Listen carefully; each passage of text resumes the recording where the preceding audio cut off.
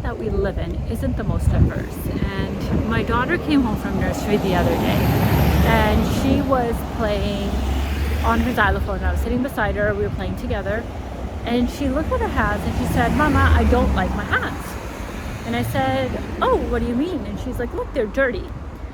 And I sort of looked at her and I thought, where is she learning this from? Now, at her nursery, she is in her age group, the only Indian, everyone else is white.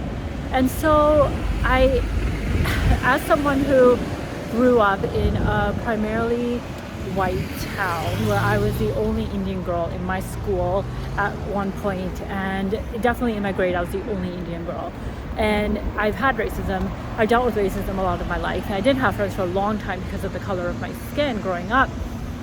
It really hit me hard. So I was quite shocked when she said this to me. I was, she's 3.5 years old.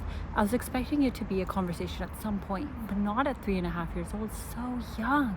I basically, when she said it, I give her a hug and I said, "Look at Mama's skin. Do you like Mama's skin?" And she's like, "I love it." She's like, "Yes." And I was like, "Do you love me?" And she's like, "Yes." And I was like, "Our skin is the same. You have brown skin just like Mama." And I said, "Our skin is like chocolate, it's like caramel, but also our skin is like the earth. Our skin is, it's different shades on different parts of our bodies, like a lot of Indian girls, like a lot of brown girls. We have lighter skin, darker patches throughout our bodies. And we're like the earth, we're like the sand, we're like Mother Earth."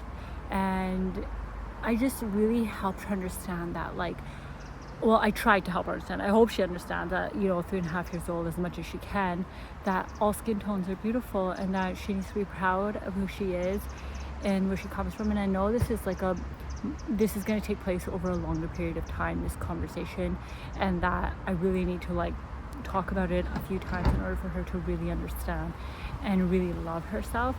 But it's really starting at such a young age, and it scares me. It honestly really scares me, because I just hope and pray that she loves herself for who she is and, everything she's come from.